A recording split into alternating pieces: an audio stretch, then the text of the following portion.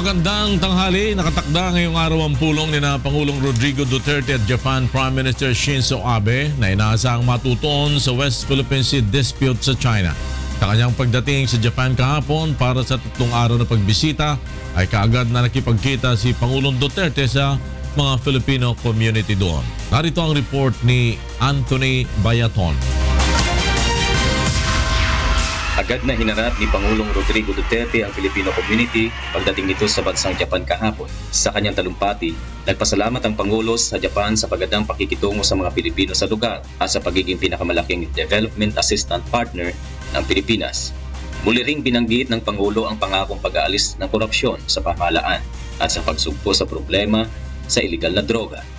Mag-uwi kayo ng Pilipinas, huwag na ho kayong matakot, do not worry.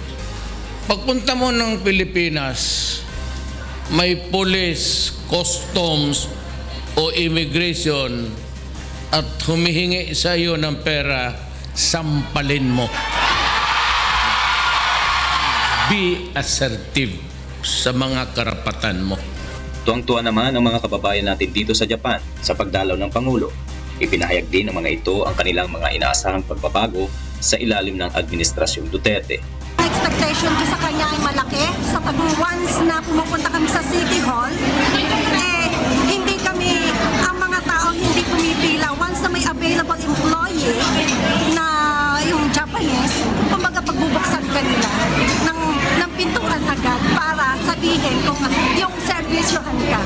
Magandang pamamalakad ang bansang Japan na gusto kong parating sa ating bansa. Magkaroon po talaga ng kapayapaan at pagkakaisa na makasama talaga ang Japan at saka Pilipinas para sa pag-unlad ng ating bansa. Ngayong araw ay ilang pagtitipon ang dadaluhan ni Pangulong Duterte.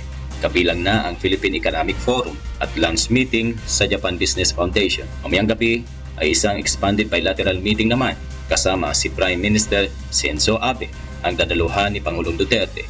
Pagkatapos nito ay magkakaroon din ng rare one-on-one talks sa pagitan ng dalawang leader kung saan inaasahang matalakay ang West Philippine Sea territorial dispute.